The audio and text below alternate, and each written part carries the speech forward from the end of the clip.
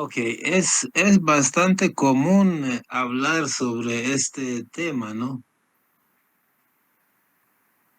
Si echamos un vistazo, una mirada alrededor, vemos que mucha gente sufre enfermedades intensas a veces, calamidades, o sea, diferentes problemas, terribles desastres, pérdidas de pertenencias, de seres queridos, no sé, eh, el dolor existe, ¿no? El dolor existe y es tangible, es sumamente triste y es muy legítimo sentirse triste y llorar, ¿no? Y angustiarse, ¿no? Uno no puede esperar que la persona que está triste esté calmada y tranquila, ¿no? Aunque es lo ideal, pero uno mismo no puede ser así, ¿no? Y padecen jóvenes, ancianos, padres, hijos, abuelos, o sea, no hay quien pueda escapar de esas dolencias. Es como que fuera parte esencial de la vida padecer también, aunque el objetivo de uno es siempre buscar el bienestar. Un Bahá'í, por ejemplo, no debe golpearse el pecho de tristeza, sino que debe tratar de ser próspero, saludable, fuerte, profesional, ¿no? Alegre, pero pues como que a veces la fe es puesta a prueba, ¿no? A veces la fe se pone a prueba, la fe de uno. Es natural que ante un desastre o una pérdida, entonces la mirada vuelve hacia Dios, ¿correcto? Pidiendo auxilio. Es probable que la persona que no sufre,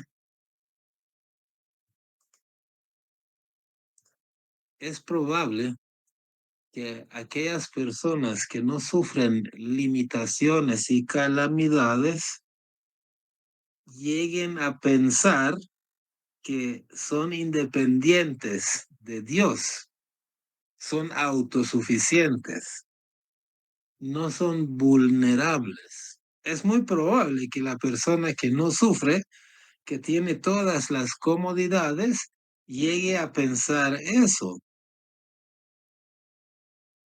que piense, yo soy la persona más importante sobre la faz de la tierra, ¿no? Pero si el humano levanta la mano hacia Dios pidiendo auxilio y el auxilio no llega de la manera esperada o en el momento deseado, probablemente se haga difícil comprender los hechos y las razones que por qué yo tengo que sufrir, ¿no? ¿Por qué tengo que padecer? ¿Por qué a mí? ¿Por qué no al otro? Es decir, a veces uno levanta la mano, pide auxilio, pero el auxilio de Dios no llega en el momento que uno cree que debe llegar, como que uno supiera más que Dios, ¿no? Uno siempre cree saber más que los demás, pero se hace un poco complicado, ¿no? Porque ese tema no es tan fácil de asimilar. Entonces, es probable que el hecho de que el auxilio no llegue en el momento en que yo lo deseo, entonces eso pone a prueba mi fe a Dios, hacia Dios. Entonces, ¿por qué Dios permite el dolor? ¿Por qué Dios permite la calamidad? ¿Acaso muchos cuestionan eso, no? Especialmente los ateos. Dicen, ¿acaso existe ese Dios clemente que dicen los religiosos? ¿Acaso le importamos nosotros? ¿Acaso le importan nuestros sufrimientos, nuestros padecimientos? ¿Por qué tiene que haber calamidad si Dios es el todo misericordioso? Son preguntas que ocupan la mente de muchas personas o incluso pueden surgir algún, algunos rechazos hacia Dios. Lo que voy a contar es un video que yo vi. Un hombre estaba explicando por qué es ateo en un video, ¿no? Entonces decía, a los 11 años de edad dejé de creer en Dios y me hice ateo. ¿Por qué? Le preguntaron. Lo que pasa es que a esa edad me dio una enfermedad muy grave. No me acuerdo qué enfermedad dijo. No sé si era algún tipo de cáncer o qué. Entonces yo, un niño de 11 años, le rogué, le pedí a Dios que me curara. Insistí tanto, pero no me hizo caso. Entonces me di cuenta de que Dios no existe, ¿no? Eso es lo que decía él, no, no lo digo yo.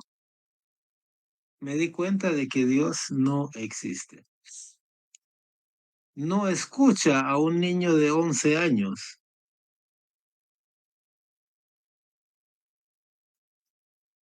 ¿Acaso ese niño de 11 años sabía más que Dios cuál es la, digamos, la sabiduría, ¿no? De esa enfermedad, no sé. Entonces, es la razón por la cual ese niño se hizo ateo. ¿Algún comentario hasta el momento?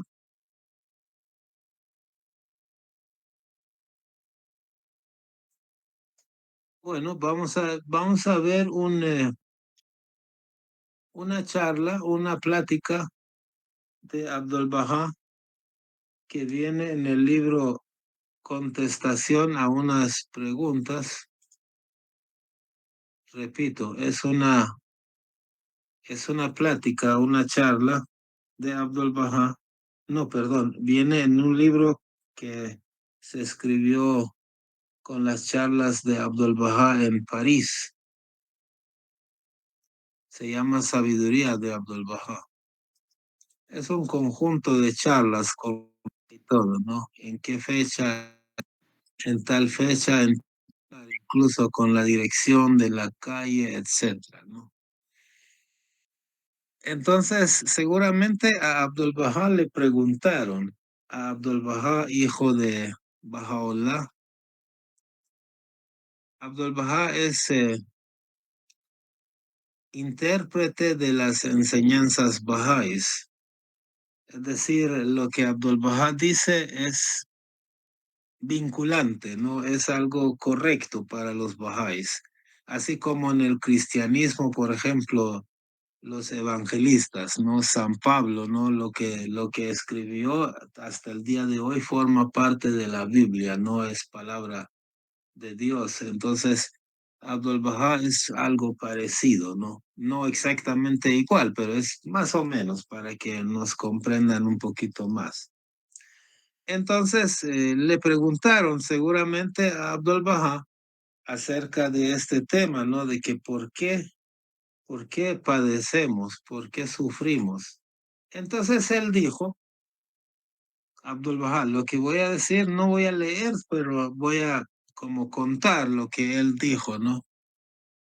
Dijo Abdul Baha que las pruebas son de dos tipos, o sea, las calamidades, las pruebas, las dificultades son de dos tipos. Uno,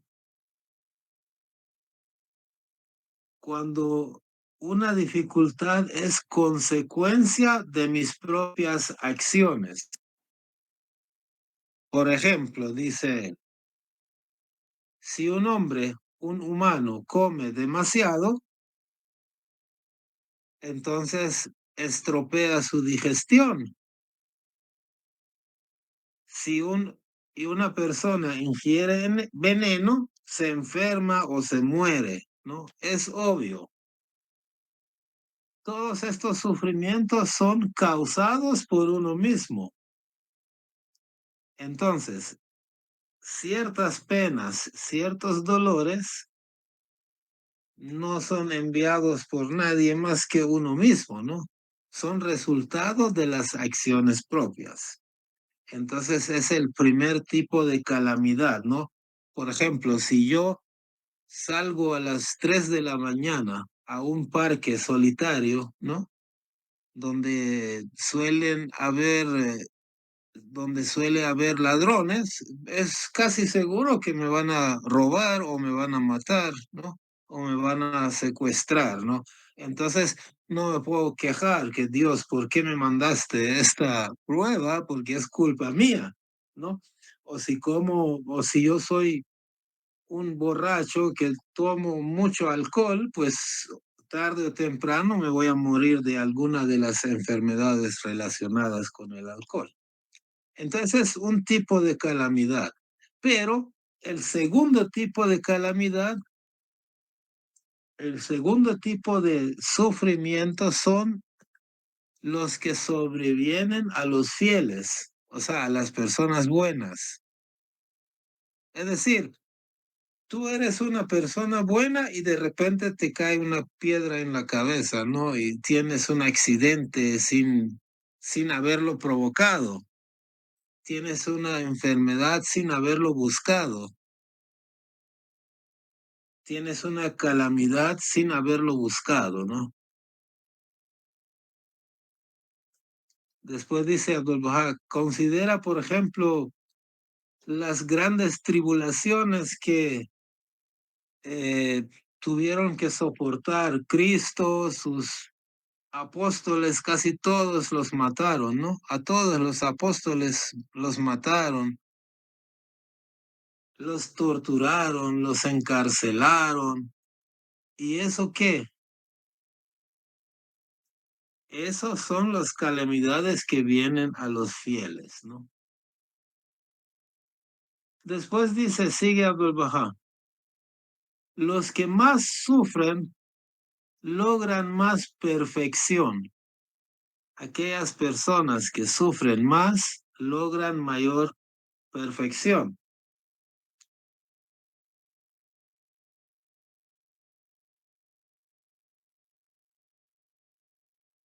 Por ejemplo, los apóstoles que mostraron el deseo, ¿no? Kurosh, Ajá, me estás haciendo recordar en una lectura Bahá'í que he tenido, donde dice de que las personas que no creen en eso y le llega una calamidad o un sufrimiento, se horrorizan. Esa parte me parecería que lo tocaras también. Gracias. sí, ok. Sí, la verdad es que esta es, ¿no? La idea, ¿no? Que a veces cuando uno tiene fe, anhela ese tipo de sufrimiento. Es lo que está diciendo Abdul Baha, que aquellas personas que son fieles buscan el sufrimiento.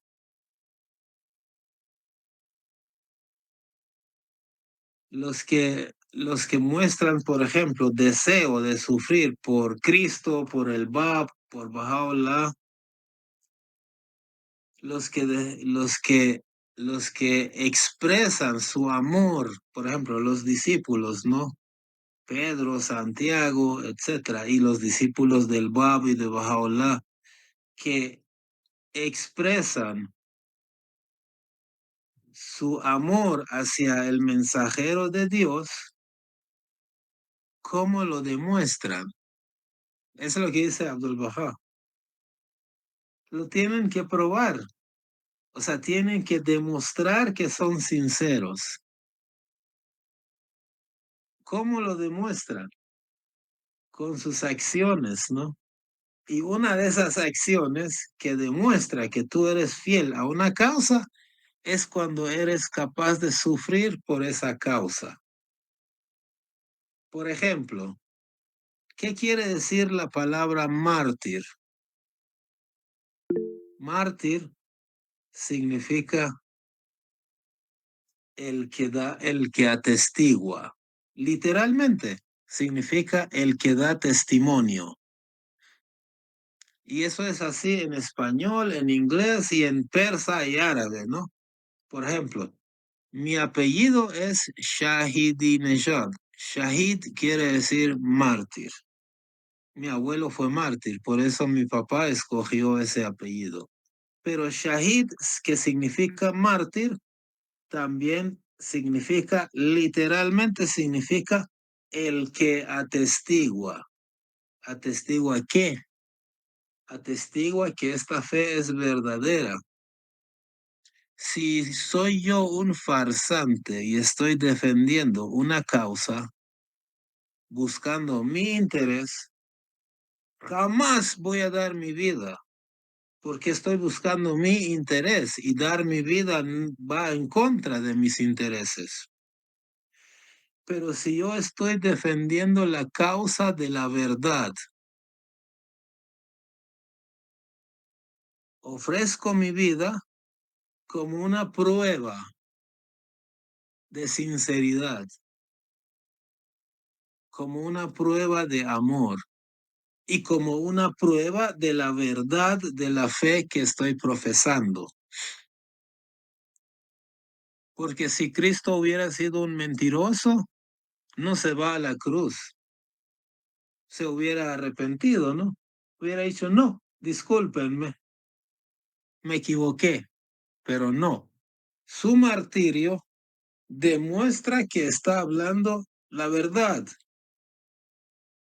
Y los que lo mataron eran tan tontos que no se dieron cuenta de eso. Al Bab también lo ejecutaron, lo mataron. Entonces, dice Abdul Baha,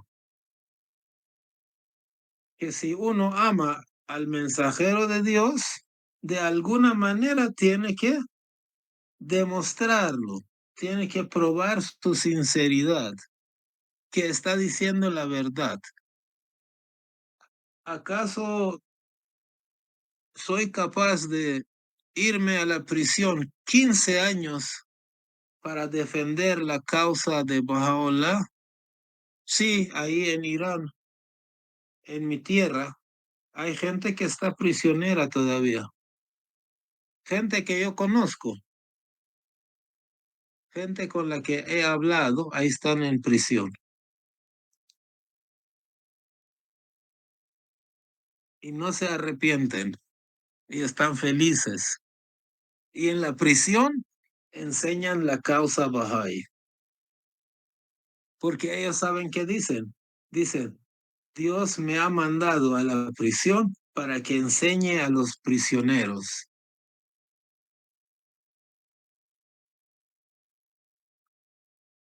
Es como 10 años de prisión, no es poco. Una señora que tiene esposo, hijos, 10 años se va a la prisión y sale sonriendo. Entonces, en la Biblia hay un personaje, ¿no? Job, famosísimo, ¿no? A Job Dios lo probó de 1000 maneras, quién sabe de cuántas maneras, ¿no? Pero siempre salió Job victorioso. Toda, perdió todo lo que tenía, familia, riqueza, pero siempre fue fiel.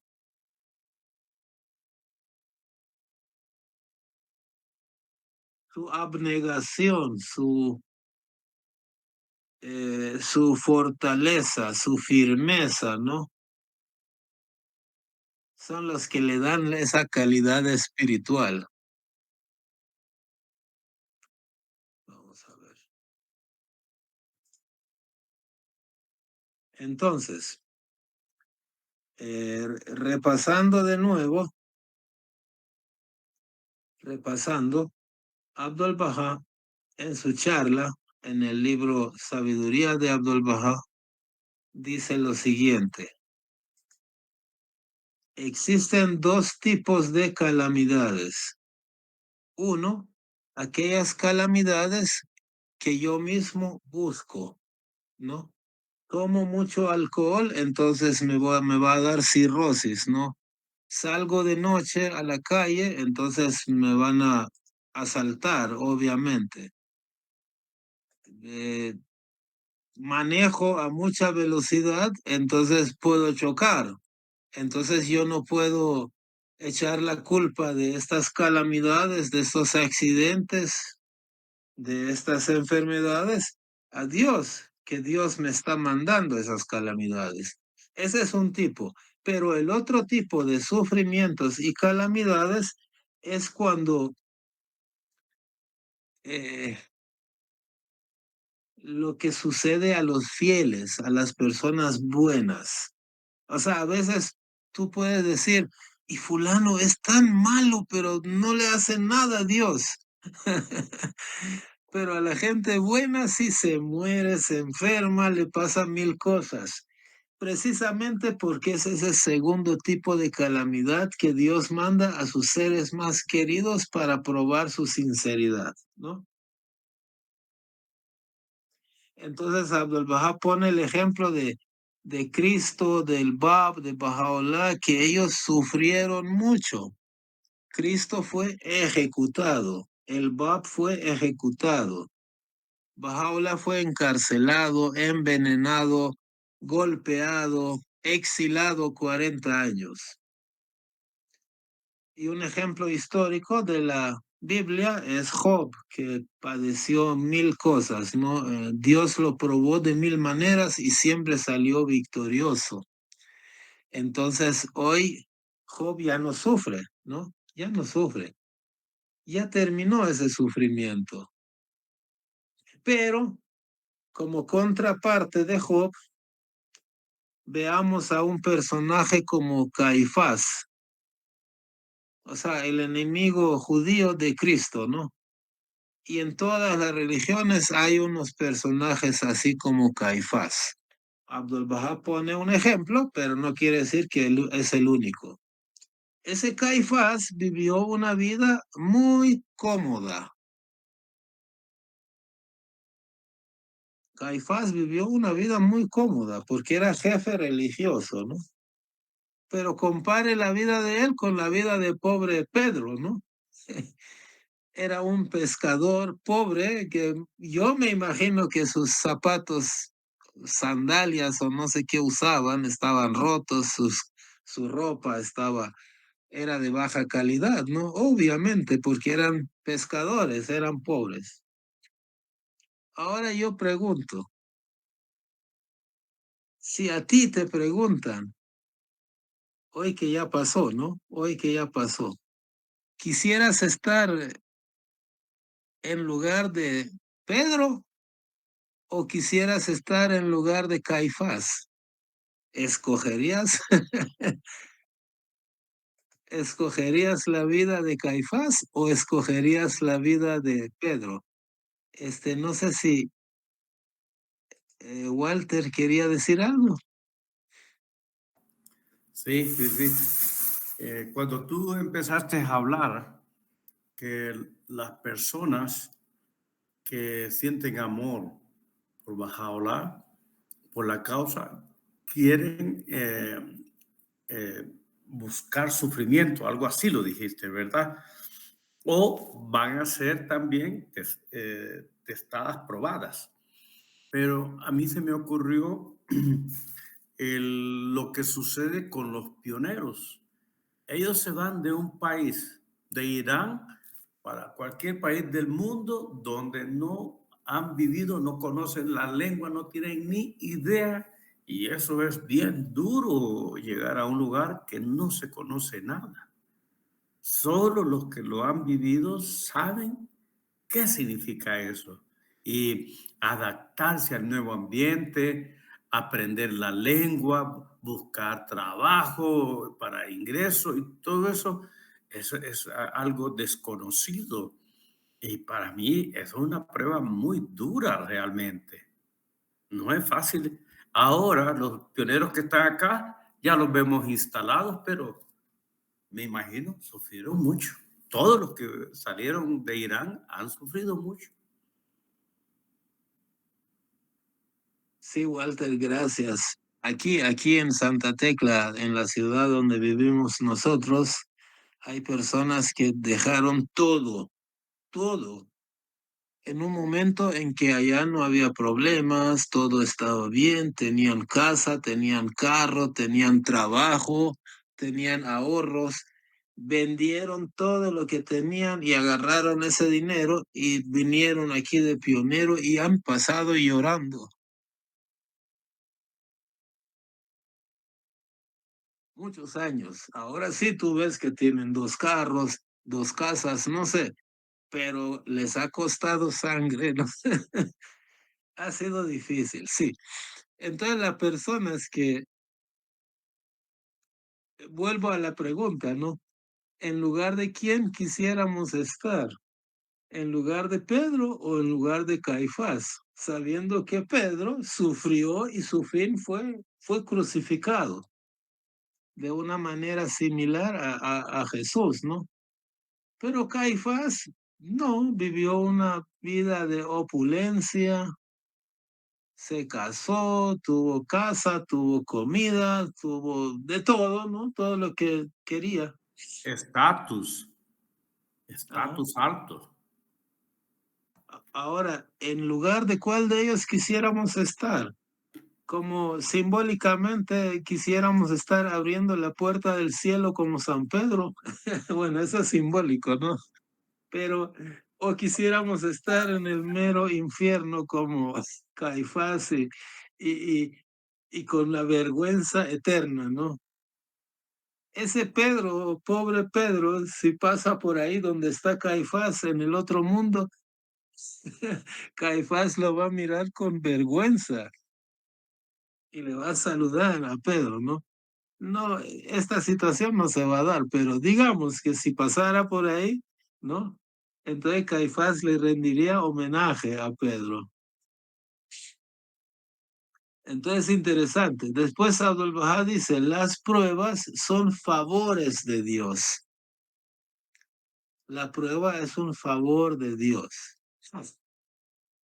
por lo que debemos estar agradecidos. O sea, cuando Dios me manda un favor a mí, yo tengo que estar agradecido con Él.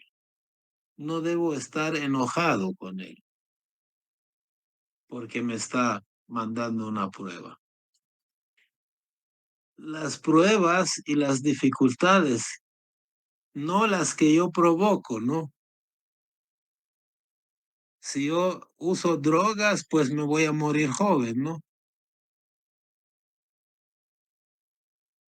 Hay cantantes y famosísimos que a los 30, 40 años de edad murieron por sobredosis, ¿no? Y vaya que Dios fue muy benevolente con ellos, les dio una voz que cualquiera de nosotros envidia, pero no, abusaron de pastillas, drogas y otras cosas y provocaron su muerte muy prematuro, ¿no?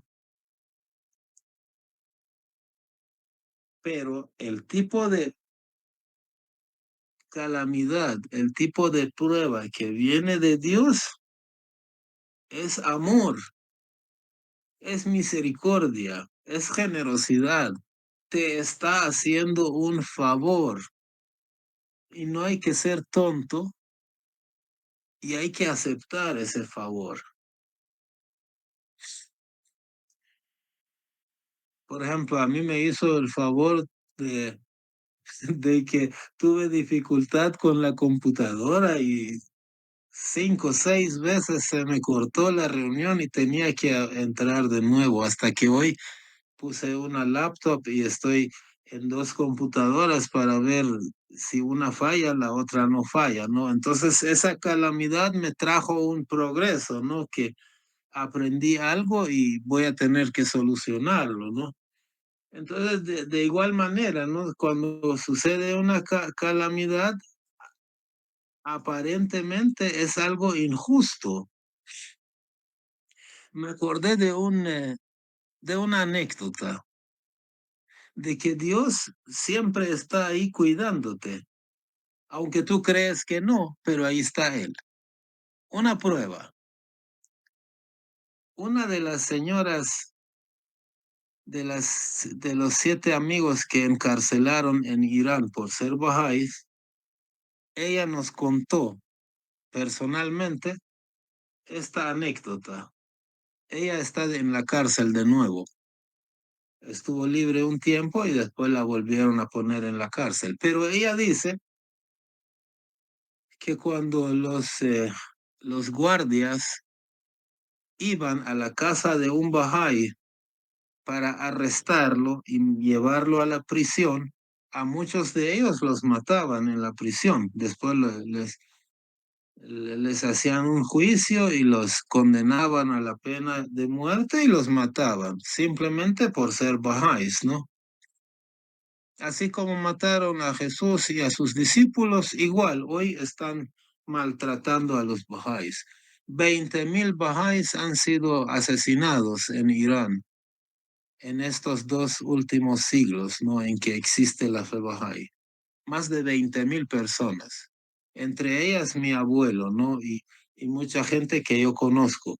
Muchos compañeros míos de mi edad han sido martirizados en los años 80. Entonces, esta señora nos contó, dijo, cuando llegaban a una casa para arrestar a un bahá'í y llevarlo a la prisión, además de arrestarlo, ponían la casa, ¿cómo se dice?, patas arriba, porque buscaban debajo de los colchones, se llevaban todas las computadoras, se llevaban todos los libros, absolutamente todo lo rebuscaban y para hallar la última prueba de que esta persona es bahá'í y tiene actividades bahá'ís y tiene cosas bahá'ís. Entonces la doña Fariba nos contó que ella tenía una memoria USB donde tenía muchos documentos bahá'ís, ¿no? Nada malo, pero eran cosas bahá'ís, así como yo tengo aquí uno, ¿no? Donde guardo todas estas reuniones y entonces ella tenía una memoria USB y no quería que esa memoria USB caiga en la mano de los guardias. Entonces dijo, yo, Bahá'u'lláh,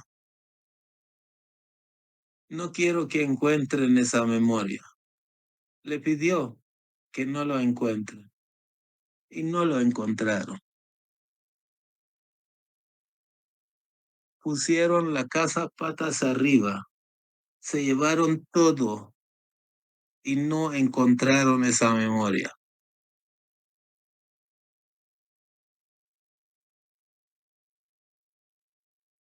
¿Qué quiere decir esto? Dios está diciéndole, Fariba, yo soy el que te está mandando a la cárcel, pero soy yo el que cumple tu deseo de que no encuentren esa memoria. Quiere decir que ahí está, ¿no? Está contigo, pero él mismo quiere que vayas a la cárcel. Te está enviando esa calamidad para hacer de ti una mejor persona. Por Dios. Yo conozco, no voy a nombrar quiénes, pero conozco de primera mano gente que ha atravesado cierta calamidad. Tangiblemente, yo le he dicho en su cara, tú no eres la misma persona de hace 3 años. Has cambiado y eres una mejor persona. Eres una mejor persona.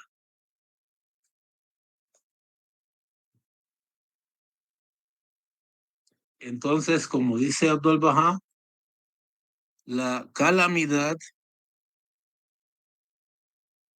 no es un castigo de Dios, es un favor de Dios. Después dice Abdul Baha una cosa muy bonita y muy interesante. Dice, sin sufrimiento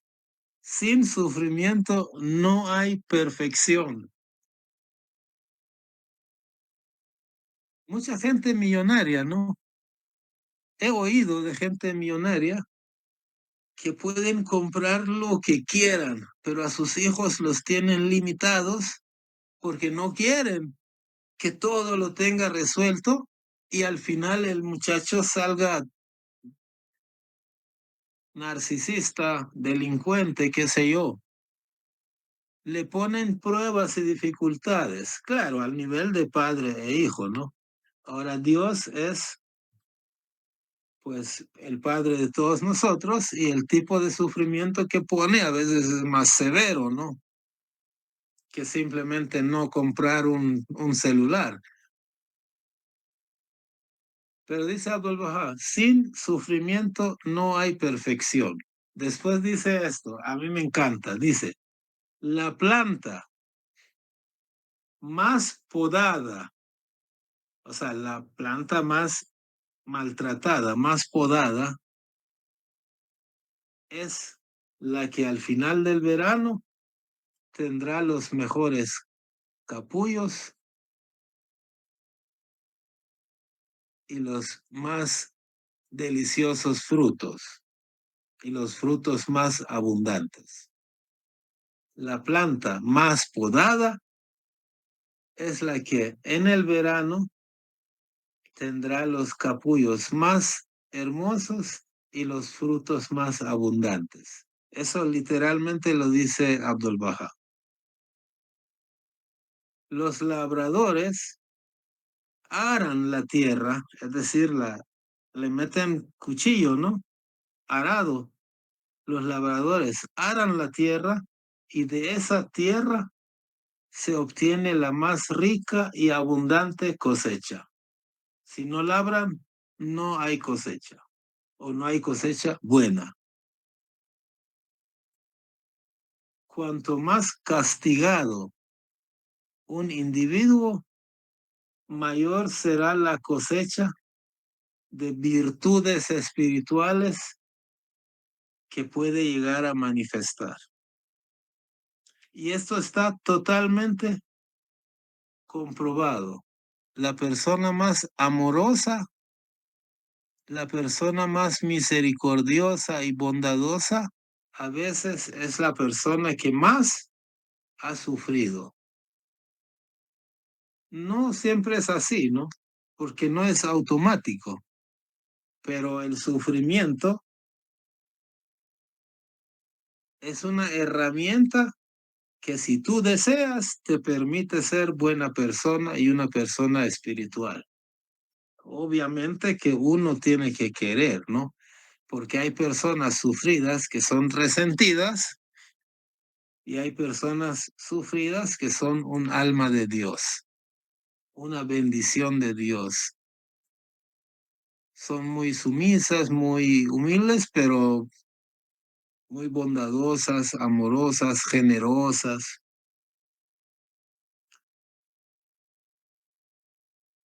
Entonces, el anhelo de los escogidos de Dios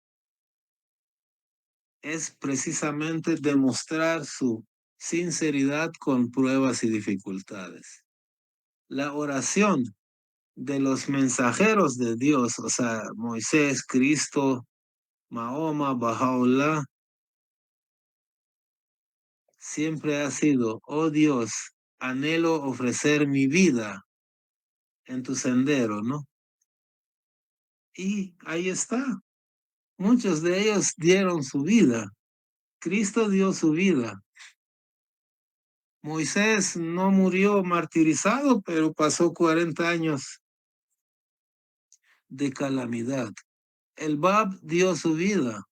Bahá'u'lláh no fue martirizado, pero pasó 40 años de calamidad, cárcel, azote, envenenamiento. Entonces, ¿cómo va a demostrar a Dios que lo ama cuando es capaz de hacer cualquier cosa por él? Eso es lo que a veces la gente materialista quizás no logra entender. Abdul Bahá aquí habla de Job, ¿no? Todos sabemos quién fue, ¿no? No vamos a contar su historia porque ahí está en la Biblia, ¿no?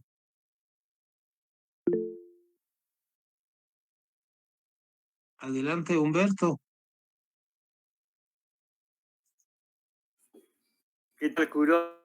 Pues, sí, el tema es bien importante porque además de ser innegable, porque lo dice la manifestación divina, de modo que si tardamos en entenderlo o no podemos entenderlo, el problema es nuestro, no es pues de la manifestación divina, ¿no? El problema es nuestro. Hay una cuestión que se ha desarrollado muchísimo en la sociedad, muchísimo, sin ninguna dificultad, y es el concepto hedonista en que las sociedades han ido viviendo, hemos ido adquiriendo una forma de cultura donde nos dicen, ¿no? Tanto los materialistas, los ateos como los religiosos coinciden todos erróneamente en que todo lo malo es castigo y todo lo bueno es premio.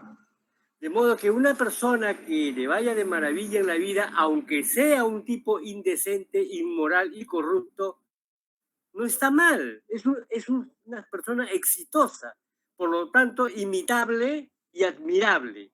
Y una persona que le va mal en la vida, económicamente, porque tiene enfermedad o porque nació con un defecto físico, pero es una persona noble, entonces, qué pena, qué triste, qué vida más miserable de esa persona, sin importar de que puede tratarse de una persona muy noble y muy decente y muy admirable en ese sentido, ¿no?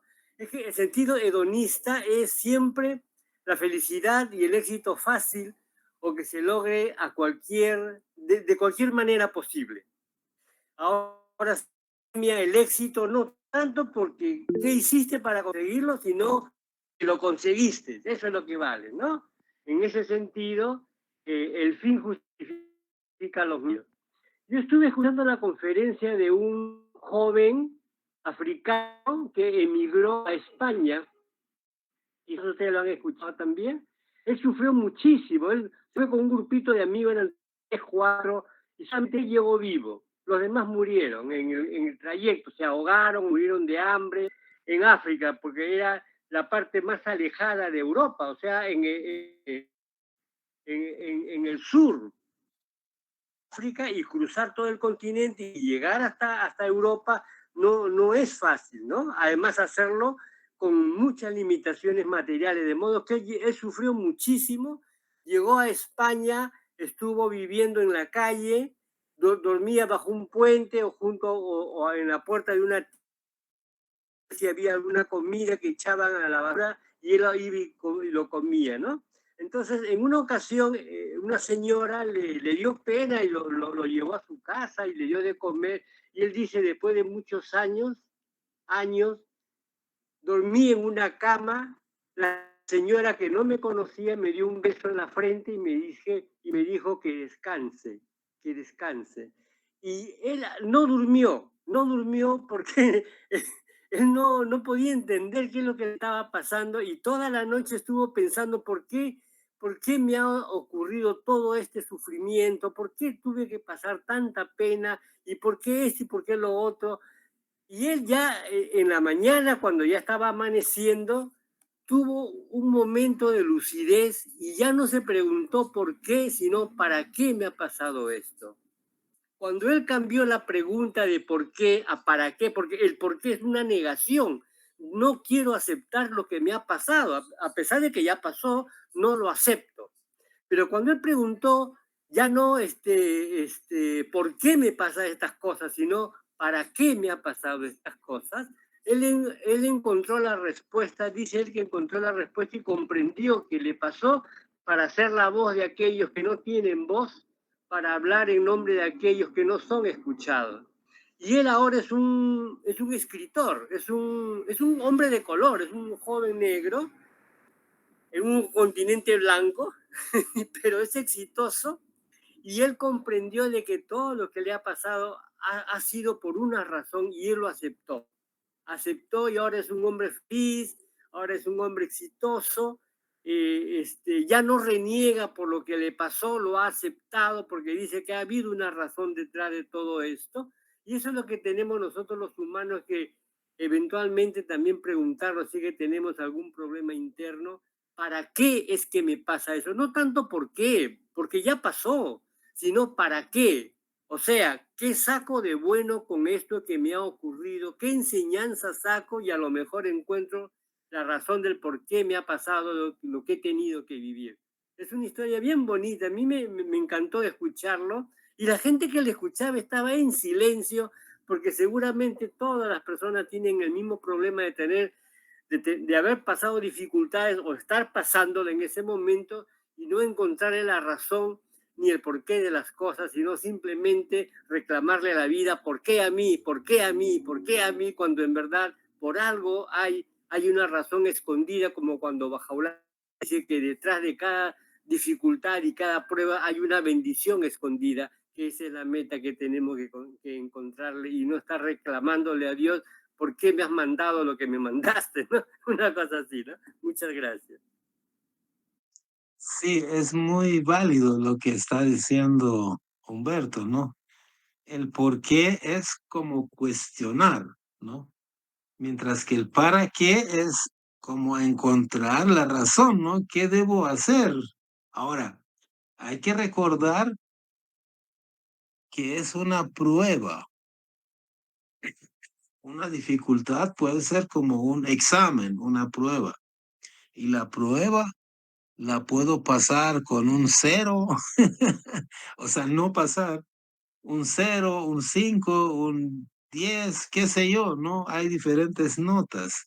Es decir, el hecho de que Dios me esté mandando a mí una calamidad como prueba no quiere decir que ya lo pasé. Tengo que esforzarme para pasar. Pero si paso esa prueba, así como Job, ¿no?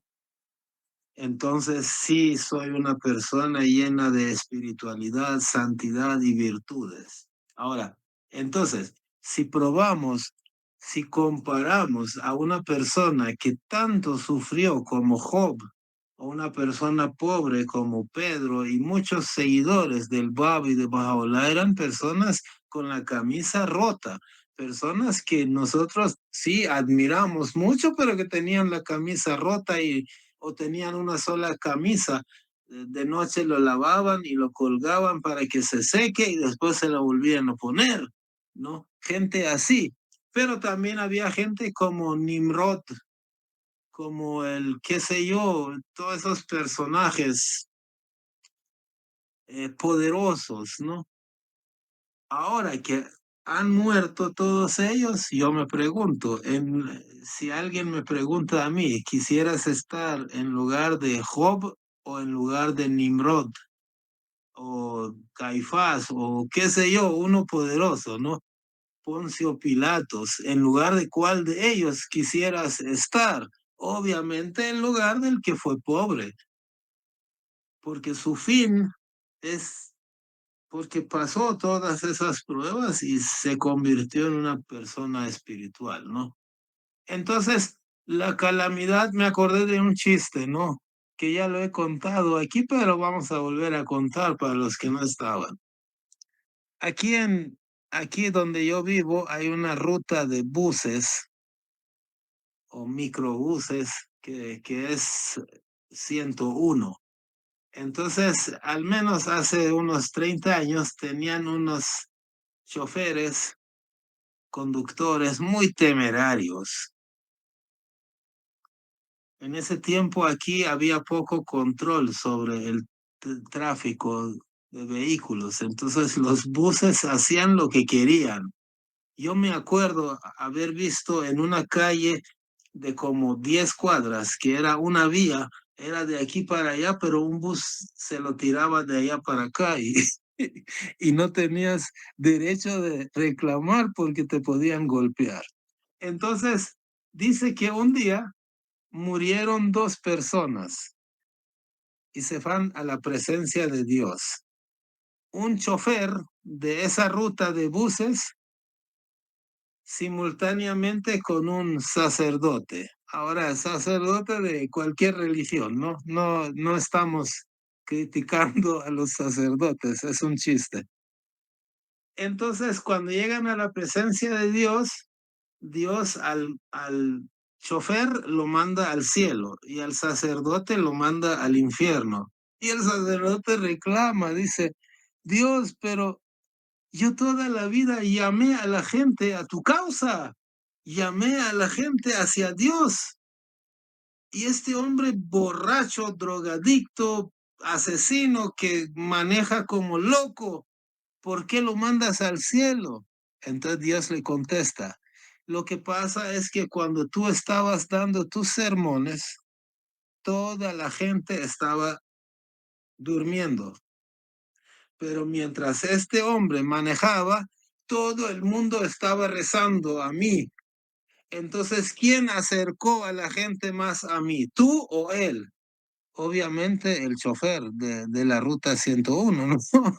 porque, re- porque representaba la calamidad. Entonces la calamidad causaba de que la gente se acordara de Dios.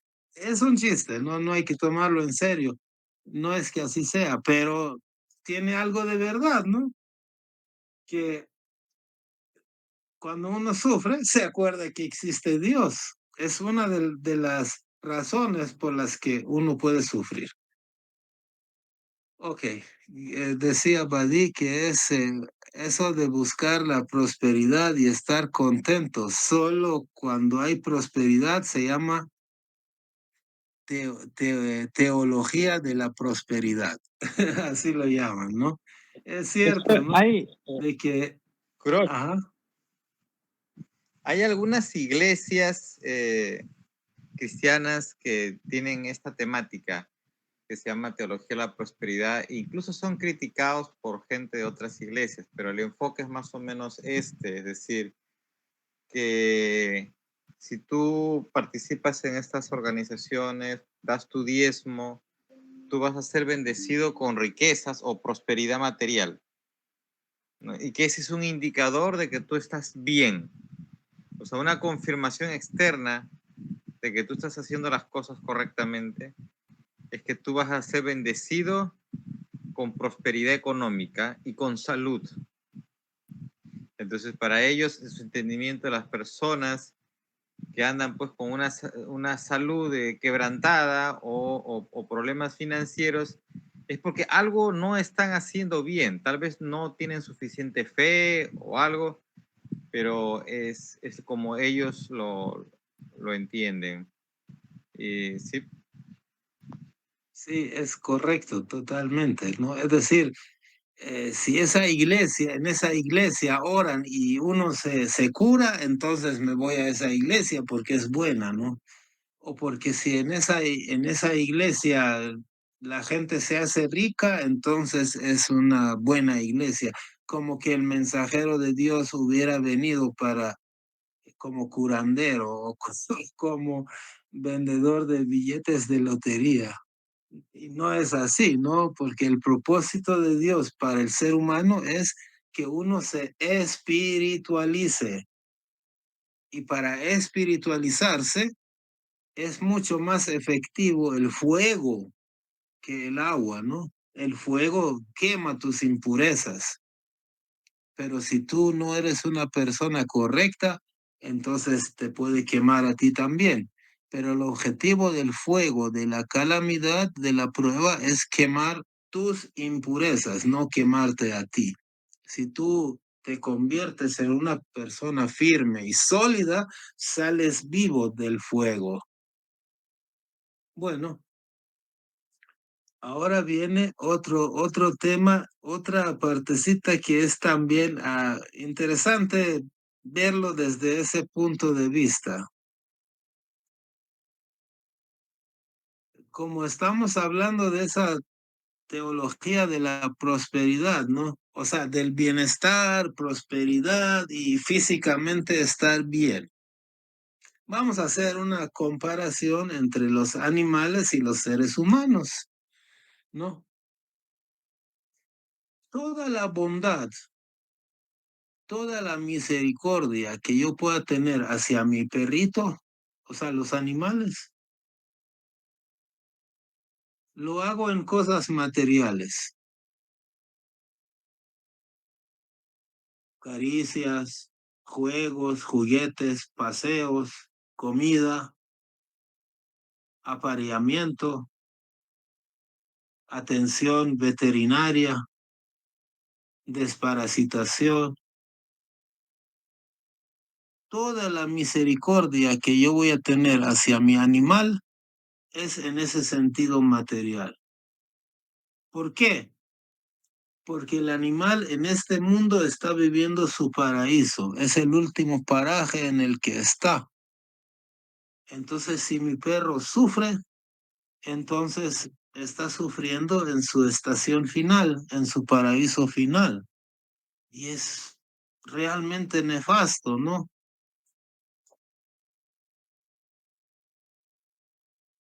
No puedo ponerle una prueba espiritual a mi perro.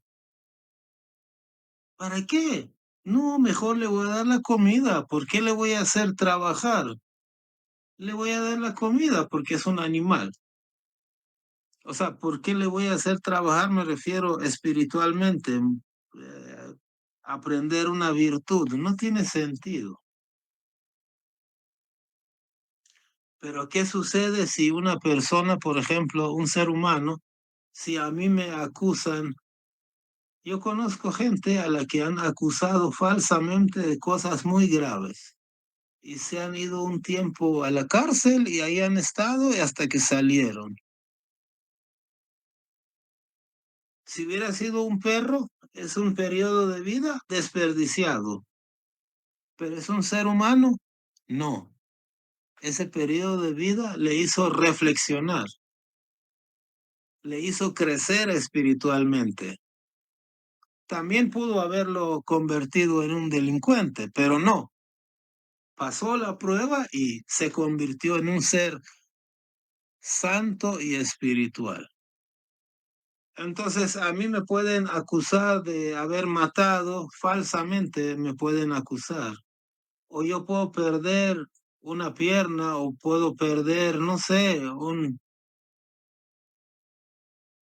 una casa, un familiar, a un hijo.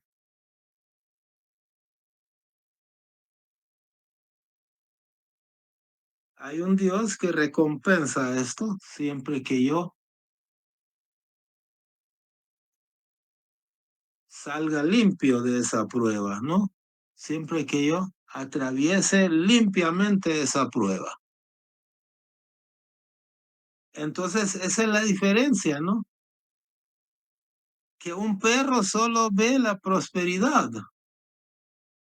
Punto. No lo puedo hacer sufrir. O sea, de nada le sirve espiritualmente la calamidad. Entonces, ¿por qué voy a ser malo con él? O sea, tiene que tener su comida y gozar lo más que se pueda, porque este es su último paraje. Pero el mío no. Para mí este es un campo de prueba. ¿Se han puesto a pensar? Este mundo en verdad es un campo de prueba. Es un campo de preparación. No es un paraje final.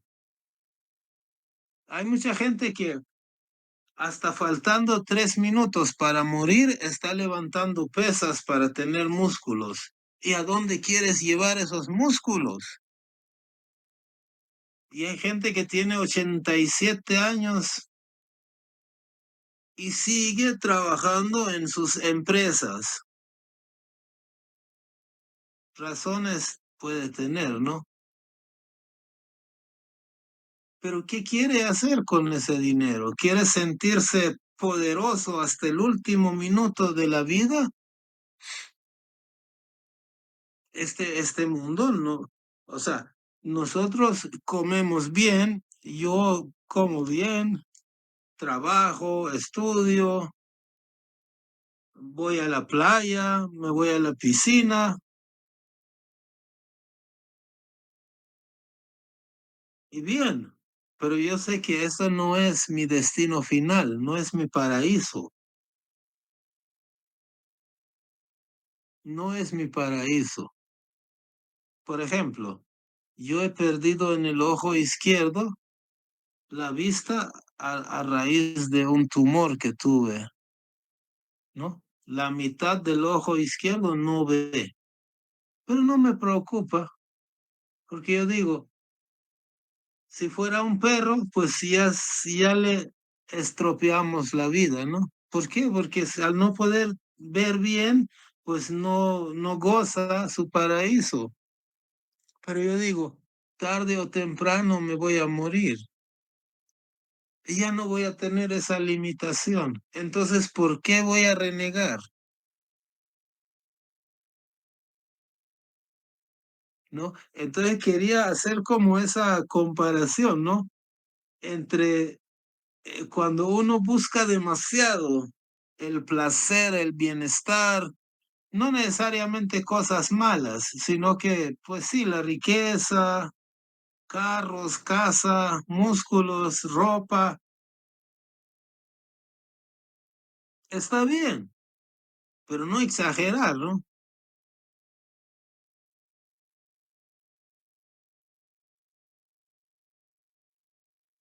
Pero a la hora que llegan pruebas y dificultades, entonces uno tiene que estar preparado y establecer una diferencia, ¿no? Con el animal que viene solo para gozar materialmente. Hay gente que nace y no tiene las dos piernas. Bueno, y al final morimos y vamos al mismo lugar donde todos tenemos hasta 18 piernas, quizás, ¿no? No tanto, pero tenemos, espiritualmente tenemos lo mismo. Entonces, ¿yo qué? ¿Voy a buscar solamente la prosperidad aquí? Que sí la tengo que buscar, pero solo eso, obviamente no es así, ¿no? Si alguien sufre una calamidad, una enfermedad, sufre escasez, eso pule su belleza, pule su santidad.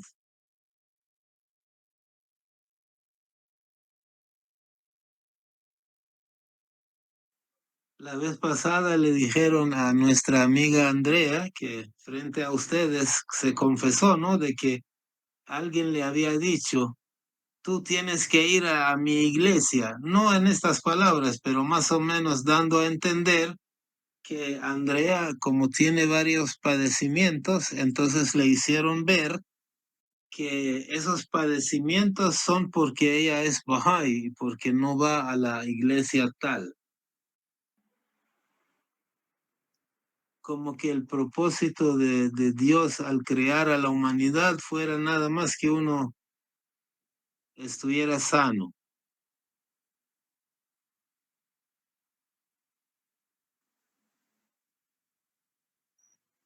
Generalmente, cuando viene un nuevo mensajero de Dios, quienes acusan,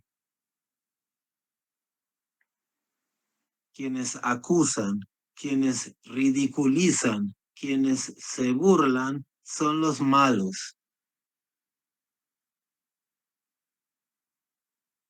y a quienes acusan, encarcelan, matan, torturan a los buenos. Entonces es muy común que una persona que está perdida y que vende cielo falso acuse a un Bahá'í por no ir a su iglesia. Mientras que yo aquí, ¿a quién voy a acusar? A nadie, nadie para nosotros. Para mí, como Bahá'í, nadie es suficientemente malo para que yo no lo quiera, sea de la religión que sea. Y aquí tratamos de exponer las enseñanzas bahá'ís por las buenas, con amor. Si no lo quieres aceptar, está bien, pero siempre estás bienvenido.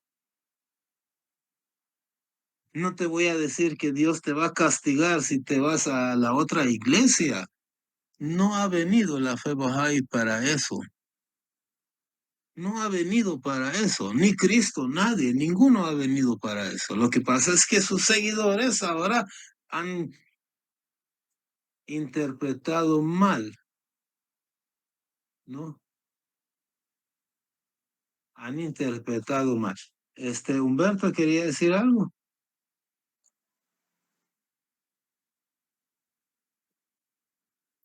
No, no, no.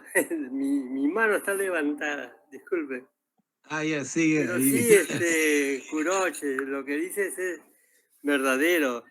Me ha gustado esa parte, ¿no? De que las religiones no vienen a castigar, a decirle, ni siquiera, mira, la fe baja y la Casa Universal de Justicia está últimamente diciendo, ¿no? De que podemos trabajar con aquellas personas que entienden la fe, aunque no se hagan bajáis, estamos aperturados a trabajar codo a codo, incluso con otras religiones también. O sea, yo creo que quizás la fe bahá'í es la única o una de las pocas en que no encuentra ningún problema en que las personas que quieran mantener su propia religión, pero que entiendan de que ciertos principios bahá'í son aplicables y son convenientes y son útiles, trabajar con ellos juntos, porque no estamos en plan de competencia, estamos en plan simplemente de crear el nuevo orden de Bajaulá. Y si hay personas que sin ser bajáis entienden eso, y hay las cosas hay que cambiarlas para bien, pues tranquilamente trabajamos con ellos. Ya algún día se harán bajáis si quieren, si no, pues partirán al otro mundo siendo tan buenos. Hay una expresión de Bajaulá que incluso dice que hay un premio especial para aquellos sacerdotes, aquellos clérigos que han sido fieles a su causa y leales a Dios, ¿no? No solamente lo va a premiar porque son bajáis, sino porque siendo de otra religión y siendo líderes incluso de otra religión, pero que se han comportado correctamente, ellos tienen una posición especial. O sea, ahora, si se hacen bajáis, bueno, la posición es mucho mayor, pero de todas maneras, si eso no ocurriera y si se mantienen en su propia religión y se comportan honorablemente y son personas confiables y personas dignas de respeto y de imitación, pues magnífico. ¿No? Esa idea de la fe bahá'í es muy bonita, muy, muy especial, y ojalá que no sea solamente los bahá'í, sino que muchas religiones piensen de igual manera, ¿no?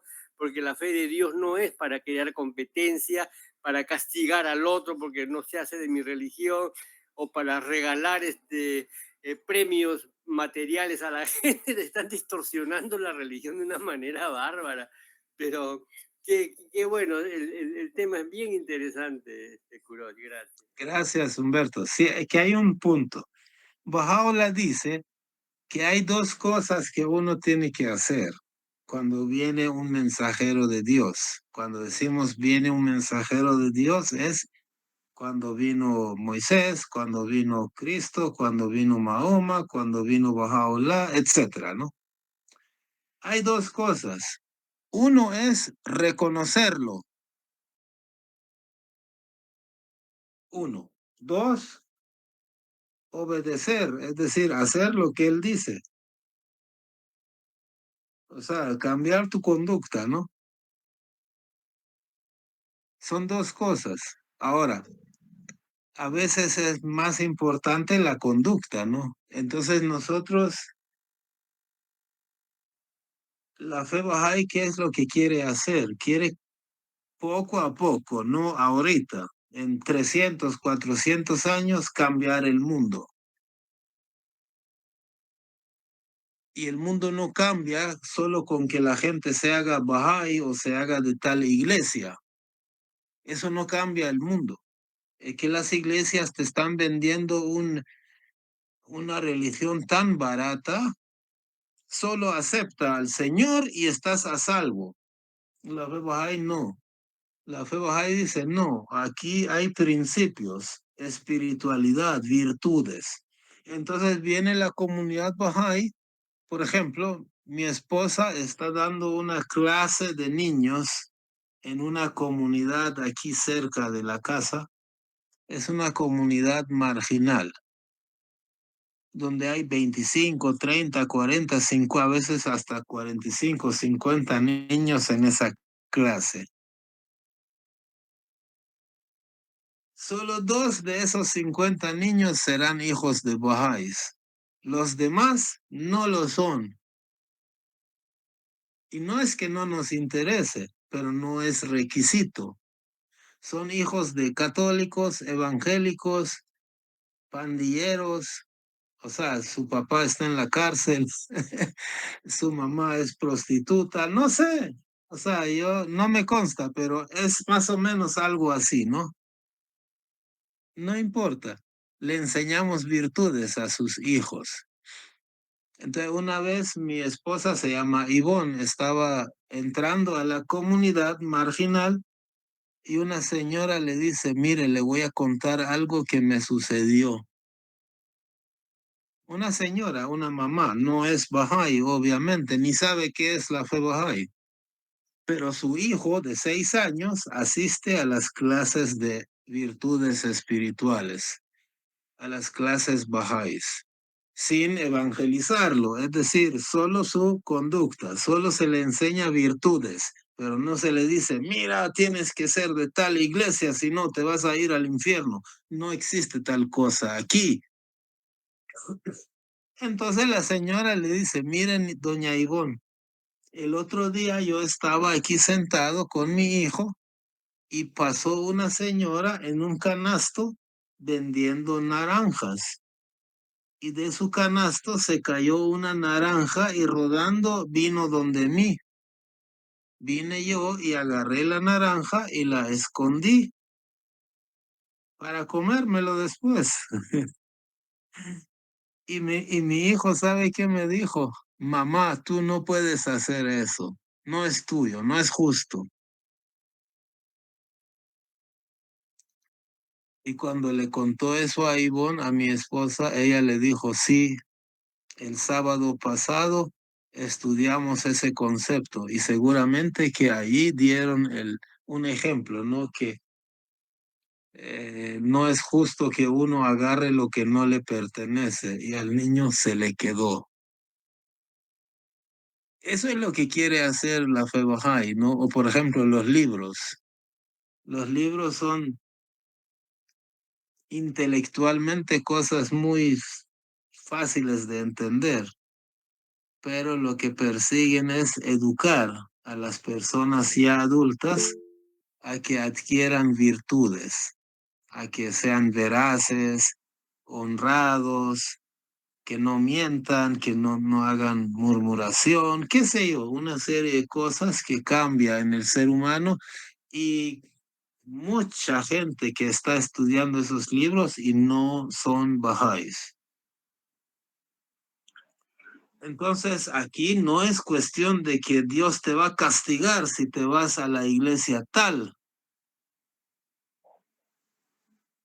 No, yo que me considero gente de Dios, yo tengo que ser amoroso con mi enemigo. Si no dijo Cristo eso, pues, ¿por qué me andan diciendo que me voy al infierno? ¿Abid quiere hablar? Sí, buenas noches a todos. Solo quiero contar, ¿verdad? bueno, la fe Bahá'í ha pasado por diferentes etapas y actualmente pues estamos en esa etapa de expansión y de consolidación, ¿verdad? Y solo quiero contar una anécdota que mi hermana estaba comentándome la semana pasada. Mi mamá siempre, desde que yo recuerdo, ¿verdad? Ella siempre ha dado clases de niños para niños que no son bajáis. Y dice mi hermana que la vez pasada ella, pues su carro se arruinó y le tocó que tomar un taxi. Y vino el taxista y le dijo a ella, ¿verdad que usted es hija de doña Matilde? Y ella le dijo, sí, ¿usted la conoce? Sí, yo recuerdo que ella me daba clases de niños bajáis. Yo no sé si todavía ustedes son bajáis. Entonces vino y le dijo mi hermana, nosotros seguimos siendo bajáis. Entonces vino él y dice, y yo creo que esa fue una de las etapas más felices de mi vida, cuando yo iba a recibir clases a la casa de ustedes.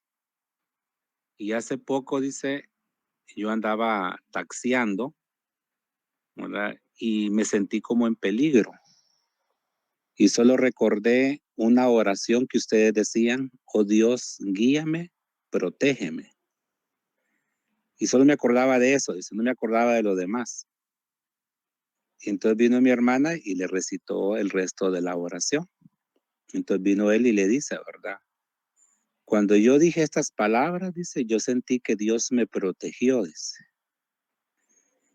Y quería expresar lo demás, pero no me acordaba el resto de mis palabras. Dice, pues ya tengo, dice, 42 años y cuando yo iba allá, dice, era un niño de 6 años, dice, entonces ya mucho tiempo. Pero lo importante de esto es, ¿verdad? Que los bajáis a diario estamos sembrando un poquito de semilla en los corazones de cada individuo que no son bajáis y que la humanidad tiene esa necesidad de aprender. Entonces, cuando hablamos de eso, de la conducta, ¿verdad? Del ser humano, del bajáis en sí, debemos sentirnos, pues nosotros bendecidos y no encuentro la palabra, pero llenos de alegría al saber que hemos sido escogidos dentro de toda la humanidad, ¿verdad? En poder tener el derecho de expandir lo que es la fe Bahá'í. Entonces, en eso consiste. ¿Entiendes? Ahorita que Cornush estaba hablando, ¿verdad? De la esposa de las clases de niños, creo que todos hemos tenido pues experiencias bonitas en relación a eso. Y es maravilloso, ¿verdad? Cómo Bahá'u'lláh cumple cada una de las palabras sagradas que él recita y el compromiso que él hace de investir y de proteger a cada uno de nosotros cuando nosotros, ¿verdad? Damos ese don de servicio, de enseñanza de la fe. Yo recuerdo que cuando yo hice mi año de servicio, lo fui a hacer a un hogar de niños y pues ahí el ambiente casi todo era bahá'í, ¿no? Pero yo sentía que sí, yo podía apoyar ahí mucho, pero que yo podía hacer mucho más fuera del hogar.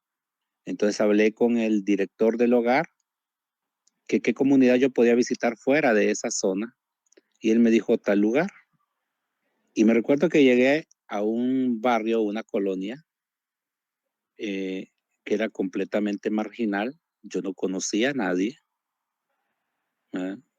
Y yo solamente iba caminando, iba orando, porque no sabía por dónde comenzar, ¿verdad? Si llegaba a una casa y decir, mire, quiero dar clases de niños, no me iban a prestar los niños a un desconocido, ¿verdad? Entonces, porque no me conocían. Entonces, sin embargo, llegué a una pulpería que tenía un patio muy bonito, compré un fresco ahí y empecé a hablar con la señora. Y entonces vino ella y me preguntó que qué andaba haciendo yo ahí. Entonces yo le dije que yo andaba paseando. Y viene ella y me dice, pero usted me dice, no le da miedo andar aquí, me dice, porque usted no es de este barrio, me decía, este barrio es muy peligroso. Entonces vengo y le digo yo, no, pues a mí no me dijeron que era peligroso, me dijeron que era un barrio bien bonito. Y entonces sí, y la muchacha se rió, ¿verdad? Entonces me dice, pero ¿qué anda haciendo? Entonces yo le dije, No, mire que yo soy Bahá'í y ando en esto. Quiero dar unas clases de niños. Entonces vino la señora y me dijo, fíjese, me dice que yo tengo 3 niños acá y me gustaría que les diera clases. Entonces vengo y le digo yo, va, pero a mí me gustaría que usted me prestara su patio para los demás niños. Y la cuestión fue que la señora salió conmigo, invitamos a todo el resto de las 2 cuadras alrededor de su casa y al final, ¿verdad? Después de unos 2 meses, yo tenía un grupo como de 60 niños que llegaban ahí a clases de niños y eran personas que no eran bajáis. Y resulta que hace poco yo andaba haciendo un viaje por la capital y pasé por esa ciudad echando gasolina. Y el señor que me atiende, me dice él, yo le quiero preguntar algo a usted. Y entonces viene y me dice, le digo yo, sí, dígame. Entonces le digo, pasó algo con mi tarjeta porque estaba pagando con tarjeta. Viene él y me dice, yo no sé si estoy confundido, me dice, pero había un señor igual a usted, me dice, hace tiempos, me dice, que nos poníamos a cantar, me dice. Entonces, si le digo yo, ¿verdad? Yo no recordaba, entonces le digo, yo creo que me está confundiendo. Entonces me dice, no, me dice, yo no lo estoy confundiendo, me dice. Entonces viene y me digo yo, ¿por qué usted no me está confundiendo? Viene y me dice, va, porque yo creo que usted estaba en un hogar, me dice, como voluntario, y usted llegaba, me dice, a mi casa y nos daba unos libritos y los ponía a dibujar. Entonces yo ahí entendí que era de los niños, que yo daba clases de niños allá por 1996, 95 fue. Entonces viene él y me dice, qué alegría volver a verlo a usted. Y me dice él, ¿verdad? Yo ahora tengo 3 niños y me gustaría que usted le diera clases. Entonces vengo y le digo yo, con mucho gusto, le digo yo, pero yo no Vamos. vivo ahora aquí, vivo en Copán, como a 7 horas de aquí de camino, le digo así, va. Entonces, pero sin embargo tengo amigos bajáis cerca de esta comunidad que creo que de repente podrían, ¿verdad? Venir aquí y darle clases de niños. Entonces viene él y me dice, va, yo solo me acuerdo una canción, ¿verdad? Que usted cantaba, que era la flauta, me dice. Y empezó a Oh. cantármela él, empezó a cantármela él. Y de los mensajeros, me dice. Y entonces, no, yo quise llorar de alegría, ¿verdad? Pero al mismo tiempo me dio pena. Entonces, vino el señor y ya me dijo, ya su tanque ya está con combustible. Entonces vengo y me dice él, se puede bajar del carro para darle un abrazo y agradecerle, me dice, ¿verdad? Porque yo nunca más volví a escuchar, me dice, de la religión de ustedes, pero sí aprendí muchas cosas de ustedes. Entonces, eso es, como le digo, ¿verdad? Lo importante, ¿entiende? De las clases de niños para las personas que no son bajáis, porque ellos aprenden, ¿verdad? Y las enseñanzas son universales. Entonces, es ahí que los donocos tenemos que ser, pues, ese pilar transformador dentro de los corazones de cada ser humano. Entonces, solo quería compartir esto en relación a lo que usted estaba comentando, Cornus. Muchas gracias. Qué maravilloso. Ahora me acordé de otra anécdota. Aquí ustedes han de saber, los que no son de El Salvador, que aquí hace un par de años el gobierno comenzó a encarcelar a los pandilleros, porque esto era un fenómeno muy terrible aquí en El Salvador, ¿no? Que todo el país se había dividido en 2 pandillas, entonces uno tenía que pedir permiso a ellos para ir a ciertos lugares y tenían más poder que la policía. Bueno, pero de repente el gobierno comenzó a encarcelar a muchos de esos pandilleros. Bueno, este es solo para que sepan de qué estoy hablando. Tenemos una amiga que se llama Cristi, que aquí cerca de donde yo vivo, en un lugar que se llama Zaragoza, hace 15 años quizás tenía una clase de niños, clase de virtudes, ¿no? Y como casi siempre, a los niños que les daba esa clase no eran hijos de los bajáis, sino que eran vecinos. Uno de esos niños, la mamá era muy fanática de una iglesia X y no permitió que su hijo asistiera a esas clases. donde aprendían virtudes. Entonces, bueno, no lo permitió y no asistió, y con el tiempo ese niño se convirtió en un pandillero, y hace un par de años llegaron los policías a arrestarlo para llevarlo a la cárcel. Pero justamente cuando lo fueron a arrestar, ahí estaba el joven, estaba la mamá y estaba nuestra amiga Cristi, que era la maestra de las clases de virtudes hace 15 años, ¿no?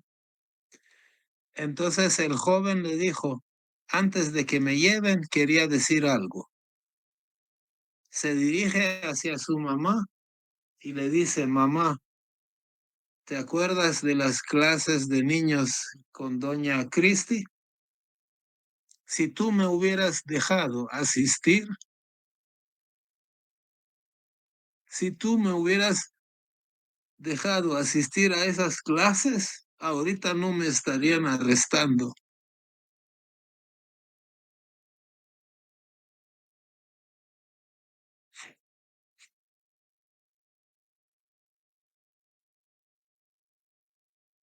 No, nosotros no vamos a dar una clase para evangelizar a la gente y pedirles diezmo. No, es amor. Por eso el siguiente apartado era que mi mayor preocupación como Bahá'í no es por Dios. Mi preocupación no es que Juan Pérez va a ir al infierno porque se va a una iglesia X y no viene a la mía. No es eso. Que Dios te va a castigar si te vas a esa iglesia y no vienes a la mía a dejar el diezmo. No es eso. Jesús, ¿para qué vino? ¿Saben qué? Hace 2 semanas aquí estábamos diciendo que Jesús y también Bahá'u'lláh, ambos han dicho que nosotros tenemos que enseñar la fe a otros, pero con el ejemplo, con amor. O sea, si yo quiero que una persona aprenda de la fe Bahá'í, yo tengo que ser bondadoso con ella. No tengo que mandarlo al infierno o decir que Dios lo odia porque se va a otra iglesia. ¿Cómo sé que Dios lo odia? ¿Quién soy yo para saber que Dios odia a la otra persona? ¿Acaso yo soy Dios? ¿Cómo puedo saber yo que Dios está castigando al fulano porque está enfermo? Entonces, ¿qué? Como decía Humberto la semana pasada, entonces Dios hizo que permitió, ¿no?, que martirizaran a Jesús, a Pedro, a un montón de cristianos y bahá'ís y judíos por castigarlos. ¿Acaso Dios castigó a Jesús mandándolos a la cruz? ¿Acaso Dios castigó a Pedro mandándolo a la cruz? ¿Era castigo? Entonces no podemos condicionar la fe con cuestiones materiales, porque no somos animales, somos seres humanos que venimos para adquirir virtudes espirituales y ser mejores personas mañana, ¿no? Bueno, si alguien desea agregar algo, pues yo termino ahí mi intervención.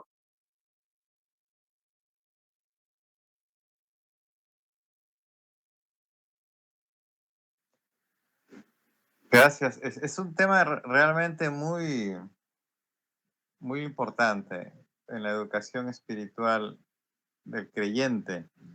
Cómo ver las adversidades y las tribulaciones en la vida, porque esas nos enseñan aprender cosas, a tomar lecciones de la vida. Realmente es un tema al que yo le tengo un poco de miedito. Sí, porque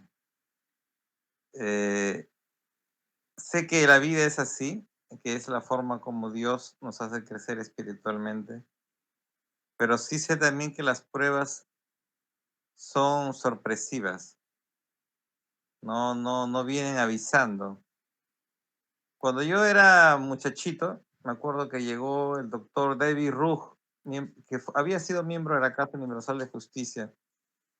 Yo estaba habíamos unas personas que estábamos en la entrada de la sede, y no sé qué edad te dirá yo, pero era adolescente. Entonces yo tenía infección en un oído y estaba como sensible, aunque no se veía, no estaba inflamado y nada, solo tenía sensible. Pero él me tocó así cerca en el oído, me apretó un poquito y me habló en inglés, pero era como un cariño. Y yo sentí cuando la presión ahí un tanto dolorosa. Yo le pregunté ¿cómo se llama el hijo del señor Masood Hamsi, el consejero, el menor? Gary. Sí, Gary. Gary. Gary Kamsi. Yo te pregunté, ¿qué cosa me dijo, no? Porque no le entendí, pues, ¿no? Me habló en inglés. Y me dijo, me había dicho, te dijo, Dios te prueba donde más te duele. Es un tema que yo lo siento como con algo de temor reverencial. Pero él no sabía que tú tenías un dolor en el oído. No, ¿O pues. sí? Ay, Dios Sí, mío. era la primera vez en mi vida que lo había visto. Pues si fue en el año 1980 y algo, yo estuve ahí en la sede nacional cuando llegó el señor David Rugg.